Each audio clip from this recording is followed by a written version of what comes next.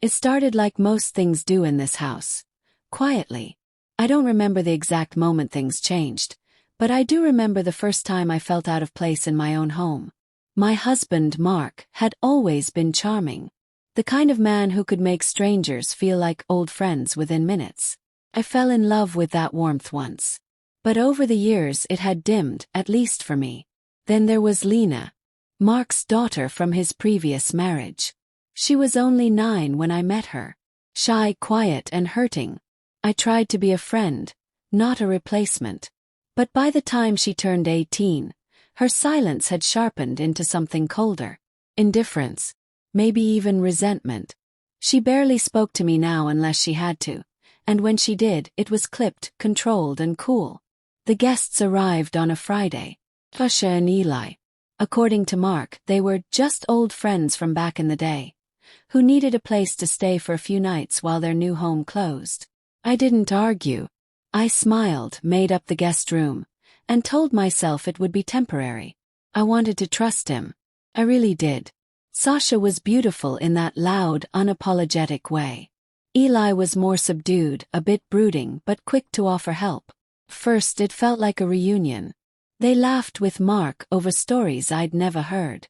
Jokes that felt like inside references. I sat there, smiling, pretending I understood. By the second night, something felt off. I noticed Sasha reaching across the table to touch Mark's hand while laughing. Too long. Too familiar.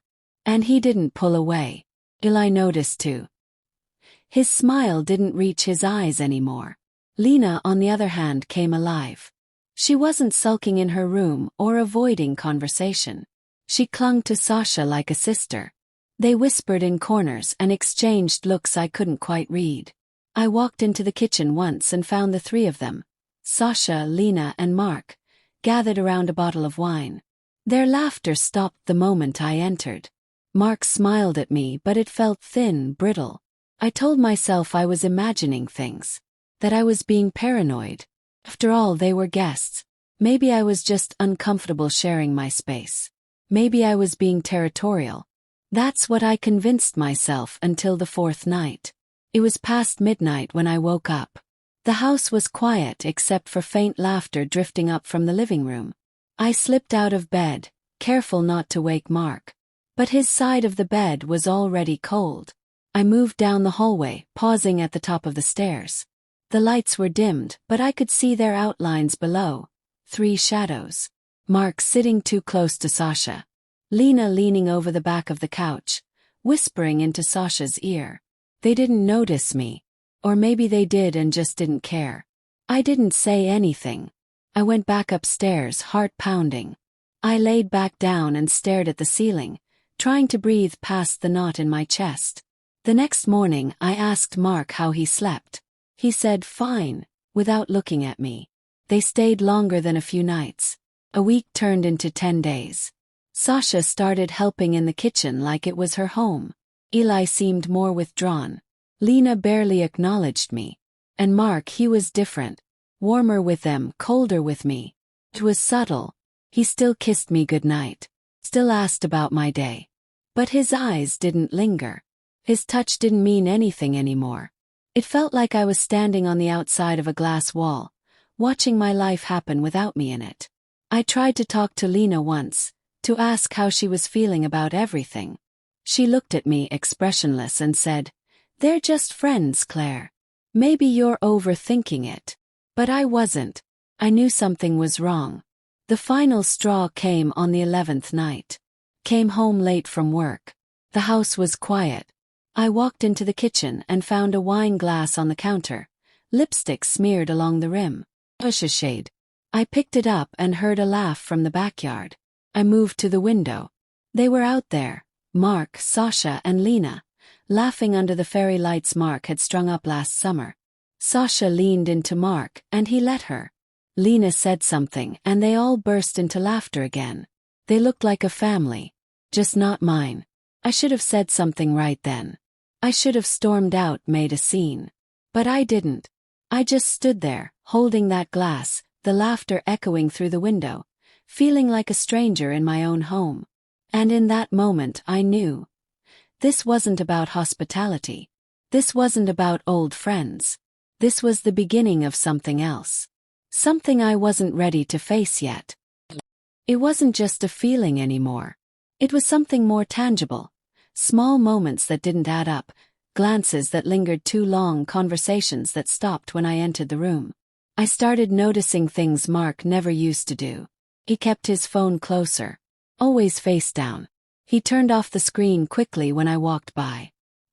His smiles felt forced now, like he was trying too hard to look normal. And yet, somehow, I kept second-guessing myself. That's the thing about betrayal. You never want to believe it's happening until it's already done. A few days after that night in the backyard, I came home earlier than expected. Mark was at work, Eli had gone out to run errands, and I assumed Sasha and Lena were out too. The house was quiet, and for once I felt like I could breathe. I was putting laundry away when I noticed a phone left on the hallway table. It wasn't mine and it wasn't Mark's, it was Lena's. Normally I wouldn't snoop, but something made me pause. That little voice again. The one that kept whispering, "Look closer." The screen lit up with a notification. A message from Sasha. "He seemed nervous last night. Don't push too fast." My heart stopped. Picked up the phone. No password. There were messages. Dozens. A private thread between Lena and Sasha. And Mark. My fingers trembled as I scrolled. First it was vague. Sasha saying things like, "He's getting comfortable again." Lena replying, "She won't figure it out. She never says anything." Then came the pictures. A few of Sasha and Mark, standing close in the kitchen. Another one from the backyard. His hand on her lower back. But what tore through me wasn't just the physical closeness. It was Lena, standing in the background of those photos. Smiling. Encouraging it. There was one message that hit like a brick. From Lena. "She's always so quiet. Like she knows but won't say anything. Let her keep playing perfect wife." I dropped the phone. I couldn't cry. Not yet. I couldn't even breathe properly. My whole body just locked up like it was trying to protect me from what I already knew. For the rest of the day I said nothing. Acted normal. I set the table, made dinner, laughed at Eli's jokes. I didn't look at Sasha. Couldn't. But I did start watching everything more carefully. That night, after dinner, Mark offered to help Sasha with something in the garage. "Just organizing the paint supplies," he said. Lena followed behind them a few minutes later, barefoot, holding her phone. I waited 5 minutes, then walked down the hall silently. The garage door was cracked open. I heard Mark laughing, then Sasha's voice, low and teasing. I couldn't see their faces, but I saw their silhouettes. Too close. His hand on her waist. Hers brushing his chest. Lena leaned against the inside wall, watching. Not interrupting. Just watching. That was the moment it clicked. This wasn't accidental. They weren't just reconnecting. This wasn't some old flame that reignited by chance. This had been invited in. Welcomed. By Lena. I stepped back before they saw me. I didn't say a word. I went upstairs, locked the bathroom door, and sat on the edge of the tub. My mind was racing. I couldn't tell if I was more angry or heartbroken. There was no version of this where I came out whole. Later that night, Mark crawled into bed beside me. He kissed my shoulder like he always did. Like everything was fine. I turned away from him. The next morning I pretended to have a headache. I needed space. I needed time. While they were all downstairs, I sat in the study and opened Mark's laptop. He rarely used it for anything private, but I checked anyway. And there it was. An email draft he never sent. From 2 weeks ago.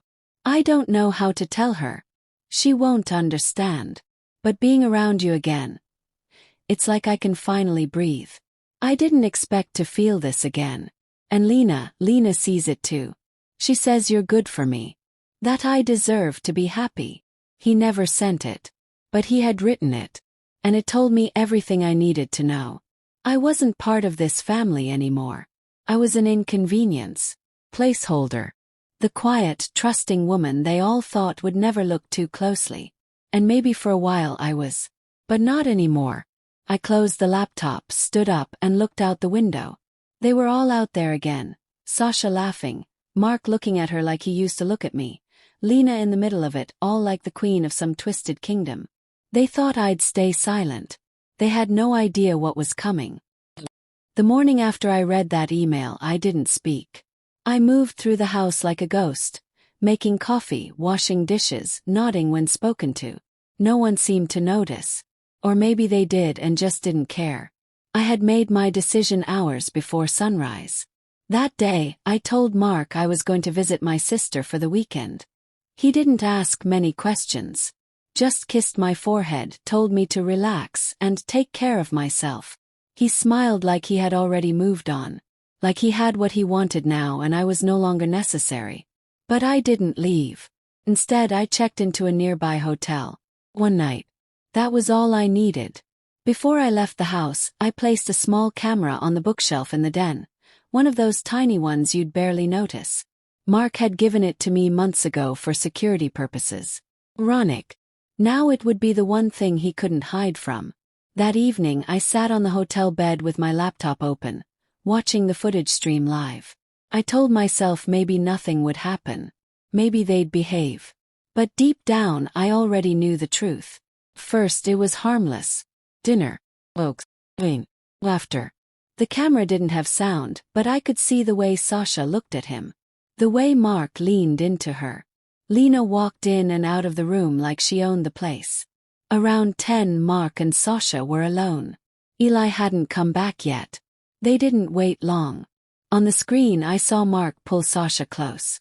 Her arms wrapped around his neck. They kissed. Long familiar. This wasn't the first time. Then came Lena. She walked in, saw them and didn't flinch. She just smiled. She said something to Sasha, and the three of them laughed together. My stomach turned. I closed the laptop and let the silence settle in. Not sadness, just a hollow stillness. Like I'd been emptied out completely. Not just by Mark's betrayal, but by Lena's too. She had invited Sasha back. Not for Mark. Not for Sasha. But to push me out. To reclaim something I never truly had. The next morning I returned home. When I walked in, Mark looked surprised. Maybe a little nervous. Sasha was upstairs. Lena was in the kitchen pretending to read. I didn't yell. I didn't cry. I handed Mark the laptop and said, "You should watch this." He hesitated. Then opened it. I watched his face shift from confusion to panic to shame. He didn't speak right away. Then finally, "It wasn't supposed to happen like this." I looked at him and asked the only question I had left. "Did she help you plan it?" He didn't answer. That was enough. Sasha came downstairs and stopped when she saw me. She looked at Mark. "You told her."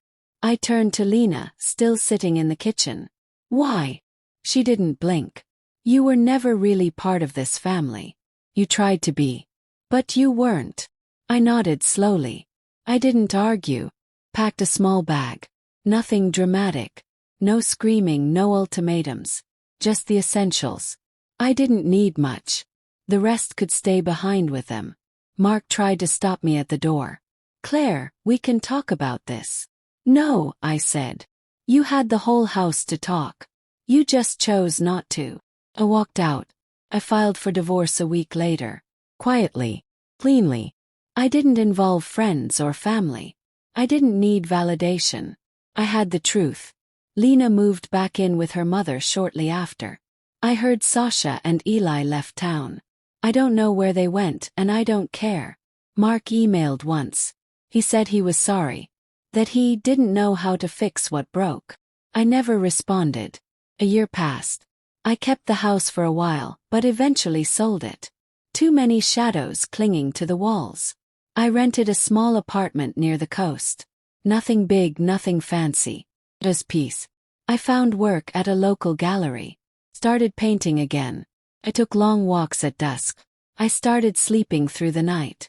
And for the first time in a long time I stopped wondering what I had done wrong. Because I hadn't. They had made their choices.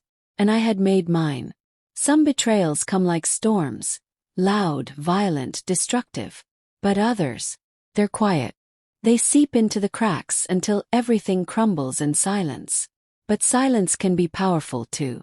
Silence lets you leave without begging. Silence lets you heal without explaining. And sometimes silence is the only way to say, I saw everything. And I'm still standing.